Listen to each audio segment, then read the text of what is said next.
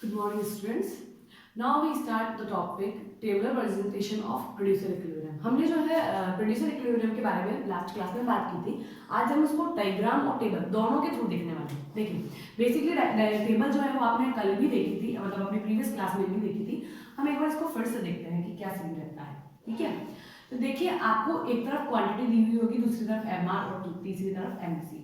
Because हमारे को अच्छे से पता है स्टूडेंट कि इक्विलिब्रियम जो होगा वो तब होगा जब आपका एमआर इक्वल टू एमसी होगा.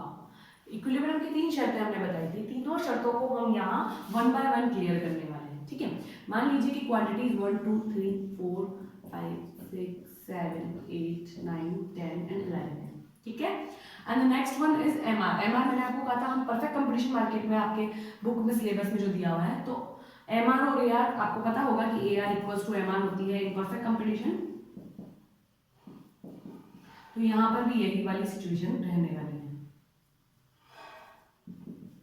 तो हम इसी के अकॉर्डिंग चलने वाले हैं. इसी के अकॉर्डिंग अगर हम चलते हैं तो 12 12 12 12 मैंने अज्यूम किया है, आप यहाँ 10 भी यूज कर सकते हैं if you want to. Clear. अब हम एमसी की बात करेंगे तो एमसी एक बेसिक चीज है कि जब हम प्रोडक्शन स्टार्ट करते हैं तो हमारी कॉस्ट धीरे धीरे कम होती है, बिकॉज हमारी सेलिंग बढ़ रही होती है.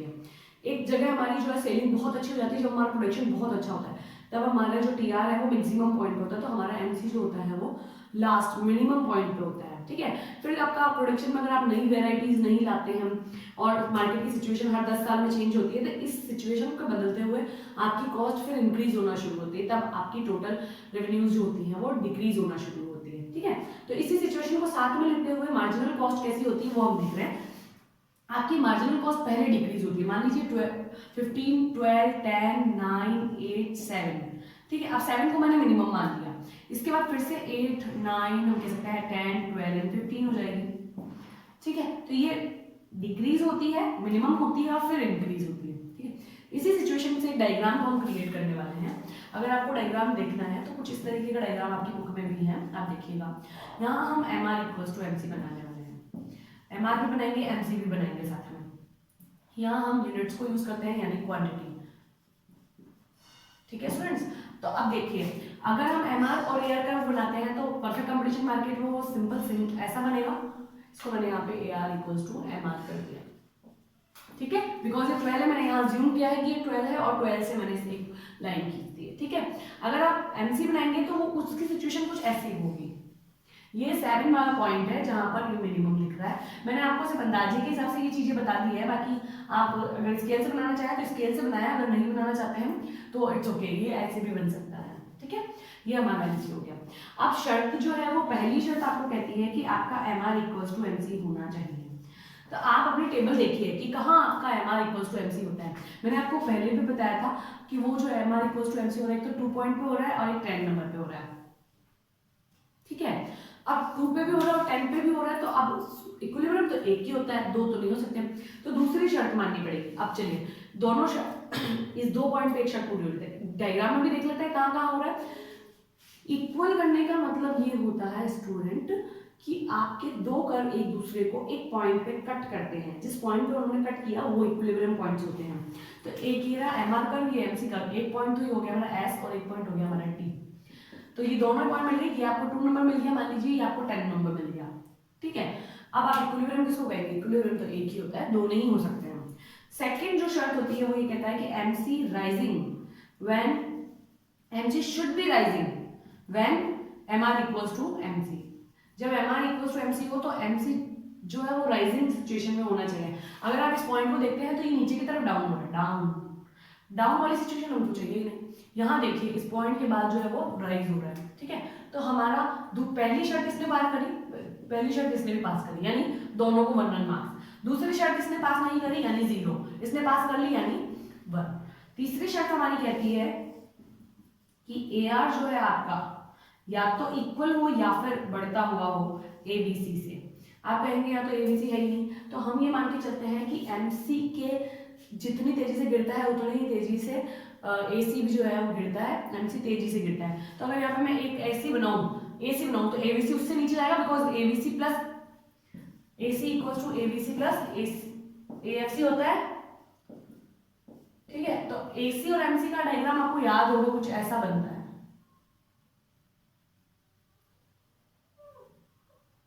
एक सेकेंड, हाँ, देयर इज मिस्टेक, यहां से जाएगा, ये AC होगा, मान लीजिए ये AC है, ठीक है, तो AC ABC इससे भी नीचे आएगा। हमारी सिचुएशन क्या होनी चाहिए, या तो हमारा AR इंक्रीज हो या फिर इक्वल्स टू हो ABC। अगर आप इस पॉइंट को देखते हैं तो AR आपका जो है ऊपर है, यहाँ पर है, और आप अगर इसको देखते हैं तो ABC हमारा जो है वो ऊपर की तरफ जा रहा है, तो ये वाला पॉइंट हमारी शर्त को कंप्लीट नहीं करता। ये वाला जो पॉइंट है वो पूरा करता है, बिकॉज यहाँ अगर आप देखते हैं तो AC ऊपर की तरफ जा रहा है लेकिन डिक्रीज होकर आया है, और AR जो है अभी भी ऊपर की तरफ है, बना हुआ है, ठीक है, तो इसीलिए इसने इस शर्त को भी पूरा किया। तो आप यहाँ मार्क्स देखेंगे तो यहाँ 1 मार्क्स है, और इस वाले पॉइंट को हमको 3 मार्क्स मिल गए, तो ये वाला पॉइंट आपका इक्विलिब्रियम पॉइंट होगा, ठीक है। तो हमारे को क्या बताना था कि प्रोड्यूसर का इक्विलिब्रियम पॉइंट होता कौन सा है, तो इस डायग्राम के थ्रू और इस टेबल के थ्रू और इन तीनों शर्तों के थ्रू आप अपने टॉपिक को क्लियर करेंगे, तभी आपको मार्क्स मिलेंगे। जब आपसे पूछा जाता है व्हाट इज प्रोड्यूसर इक्विलिब्रियम,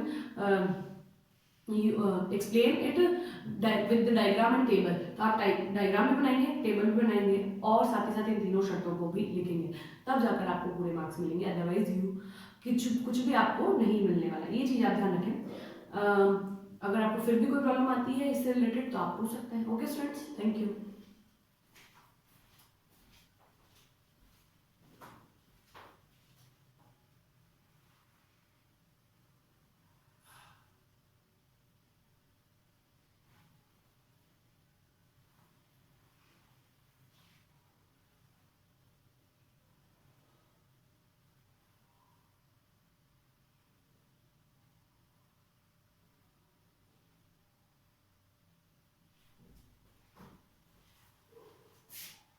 आप अपने डायग्राम के अंदर AC को कभी भी मेंशन नहीं करेंगे, ये मैंने आपको अपनी शर्त बताने के लिए क्लियर किया था। AC को आप कभी भी मेंशन यहाँ पर नहीं करेंगे, आप अपने डायग्राम में सिर्फ इतना ही बताएंगे कि AR इक्वल्स टू MR है, MR कर्व बनाया है आपने, MC कर्व बनाया है आपने, इसने 2 पॉइंट पे कट किया था, S पे भी किया और T पे भी किया, बट हमारा जो इक्विलिब्रियम होता है वो T पॉइंट पे कंप्लीट होता है, बिकॉज आपकी जो तीनों शर्तें हैं वो T पॉइंट जो है वो कवर कर पा रहा है, इसीलिए हमारा जो इक्विलिब्रियम होगा वो T पे होगा। तो यही डायग्राम आपको बनाना है, MC के साथ साथ AC को यहाँ ऐड नहीं करना है, वो मैं आपको क्लियर करने के लिए बताया था कि AC जो है वो इस तरह की सिचुएशन में आ सकता है, ठीक है। इस टॉपिक, इस बुक चैप्टर का जो नेक्स्ट और लास्ट टॉपिक है वो हम नेक्स्ट क्लास में देखेंगे, ताकि आपको जो है कोई कंफ्यूजन ना हो, ये इंपॉर्टेंट टॉपिक है, इसलिए आप इसको बहुत ही ढंग से अच्छे से पढ़ें, तीनों शर्तें, टेबल याद करने की जरूरत नहीं होती है यहाँ टेबल को, ये चीज़ आप ध्यान रखें।